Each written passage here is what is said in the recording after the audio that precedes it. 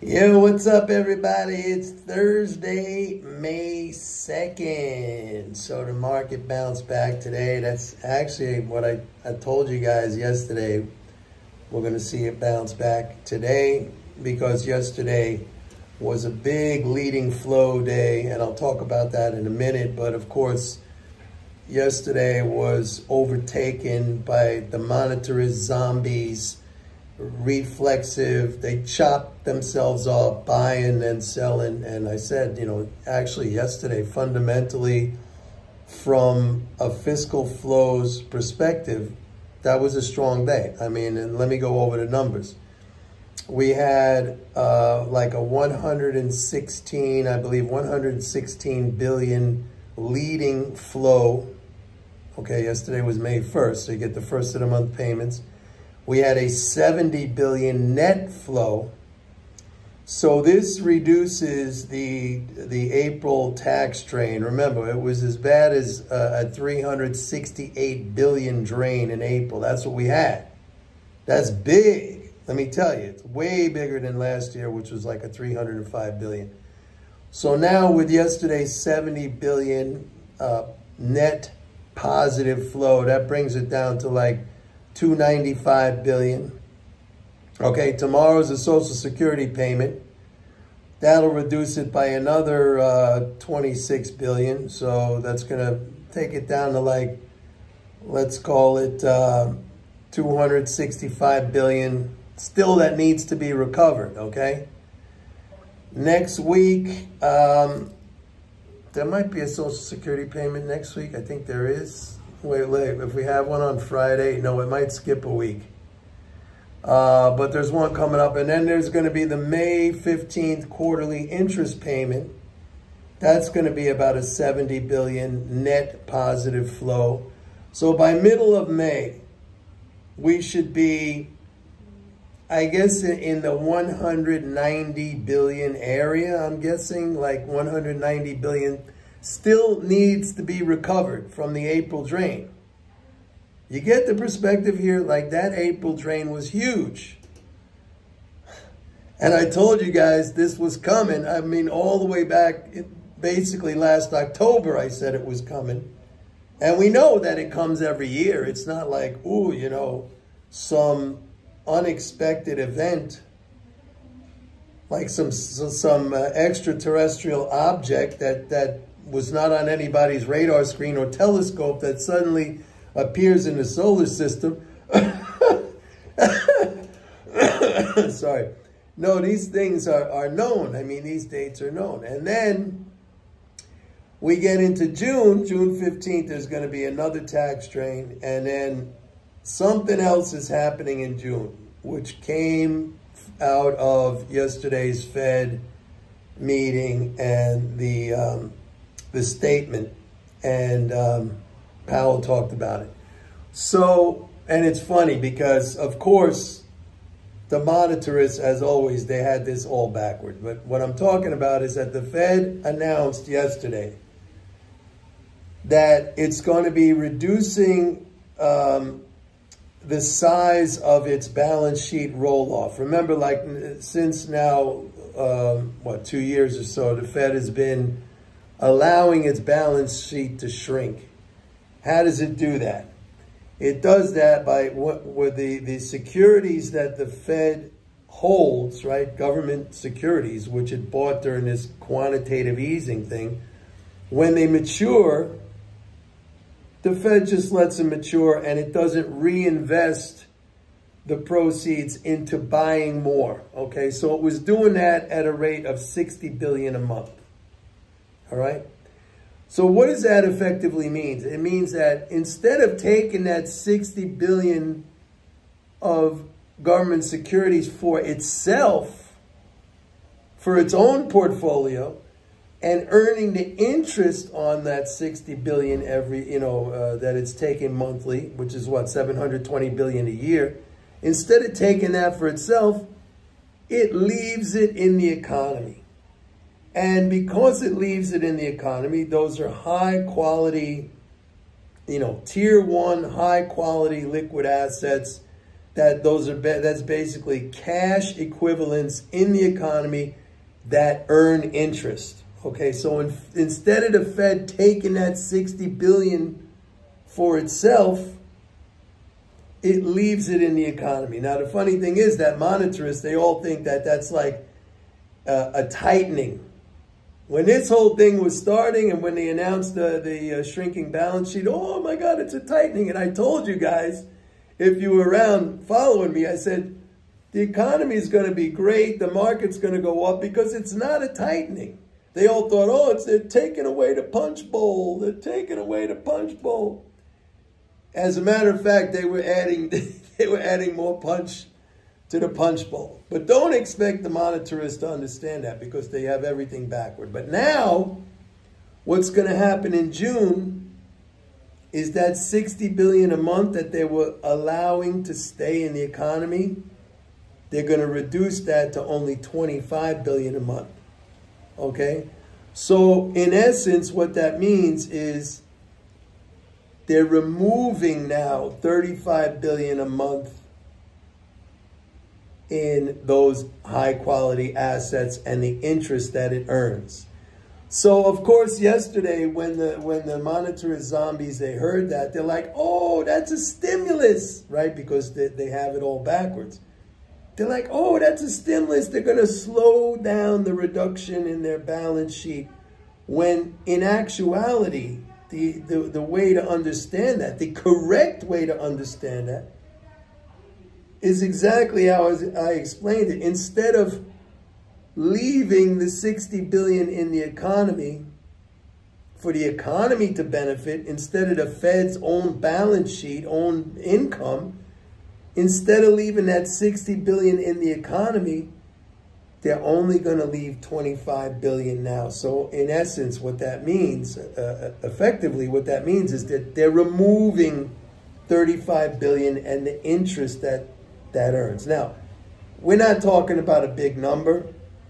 The $35 billion, that's a big number every month to remove. But if you think of like, what's the interest income on that? 5.5% on $35 billion. It's about $2 billion a month. It's kind of, it's kind of small. There's my doggy friends. But nevertheless, it's another thing that's going to happen in June with the quarterly corporate tax drain. And it's another thing that the zombies, the monetarist zombies, the MZs, they just have the backward understanding of this. And I find it very funny. I find it very comical. They're printing money. Actually, they're unprinting money. They're unprinting money. So I had a lot of people asking me today about the yen. Because I've been saying the yen is going down. And, we had two separate occasions of Bank of Japan intervention. We had one the other day. We had one last week. And first of all, let me just come right out. I don't want to bury the lead, but I still think that the yen is going down. I think fundamentally, the main fundamental, as far as I could see, is that you basically have 30 years of large current account surpluses in Japan. They are gone, okay? Japan basically has been running current account deficits, all right? Trade deficits. Current account, the broader measure, it includes transfers, like monetary transfers. So that's the big fundamental. I mean, 30 years, it's gone, of big trade surpluses in Japan. It's just, they don't have that anymore. And intervention is not going to flip that around, okay? It's just not going to flip that around. I've seen, I've been in this business a long time trading, and I remember back in the 80s, intervention was a big tool used by central banks. A big tool. And they used to do it often and on a coordinated basis. Like it wouldn't be one central bank. They would all gang up together, depending on what currency they wanted to support or to suppress. They would all gang up together and they would all do it together, like bam, bam, bam, like really smashing the market one after another. And it works for a little while because, you know, you have this massive selling. Like, I have a friend of mine who's, well, he used to be, I don't know, maybe he still is, kind of lost contact with him, but he was a Forex trader for a big bank in New York, okay? And I asked him one time, I said, you know, what's considered, like on your desk, what's considered like a big intervention, like the number, how big, 10 billion? He said, Mike, $1 billion is considered big. Now this is a little bit of a, you know, this is back a bit. This is maybe the I would say maybe the early 2000s, mid 2000s, when I asked him this question. So $1 billion, right? Supposedly the Bank of Japan did like, I forget what the number is, but it was way in the tens of billions the other day. It probably was the same thing, you know, yesterday. So it looks to me like right now they caught, you know, the Bank of Japan caught the speculative shorts, and they, you know, they triggered a big short covering rally with their purchases of yen. But that doesn't change the underlying, as far as I can see, that doesn't change the underlying fundamental, if I have it correct. And my assessment, like I said, is that you got 30 years of trade surpluses, which are, it's just no longer the case, right? There's other things too, like more subtle things, like the Bank of Japan just recently, you know, they raised their rate from negative to 0. Not a big deal, but it might be the beginning of, you know, further steps in that direction, which would not be positive for the yen, at least not initially for a long time. It would actually be negative. That's an MMT understanding.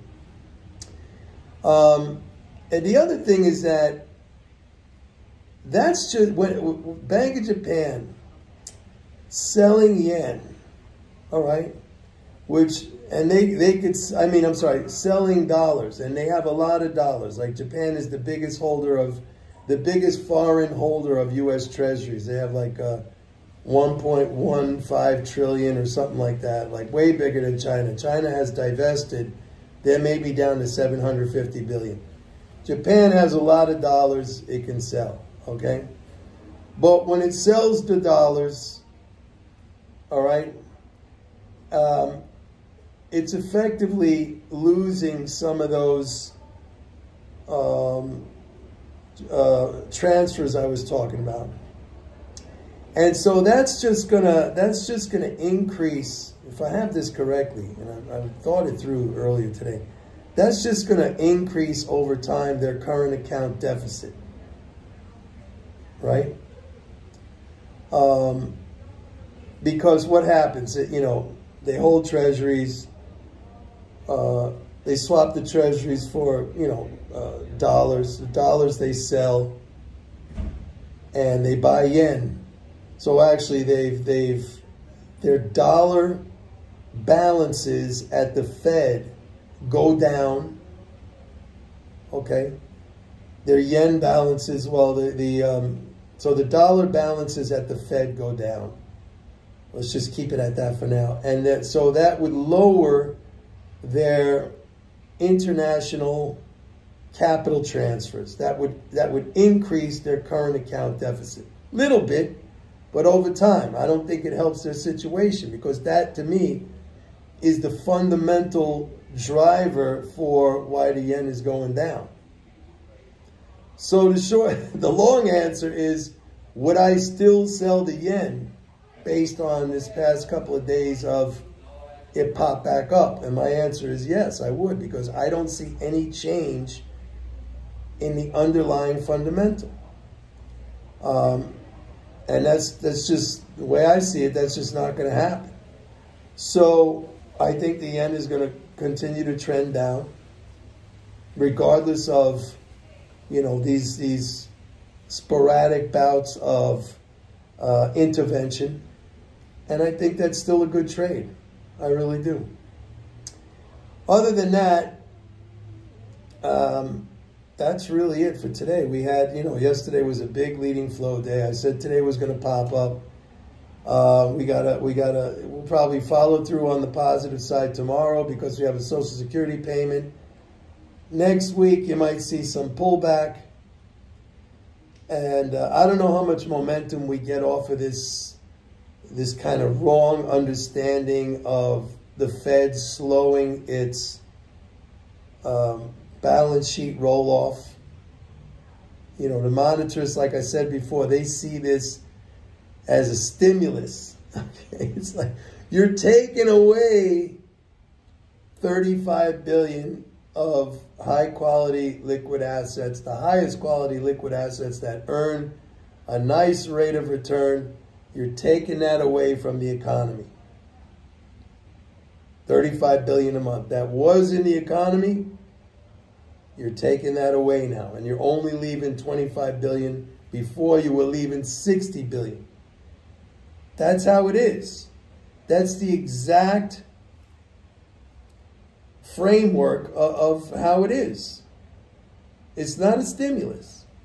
Okay? It's absolutely not a stimulus.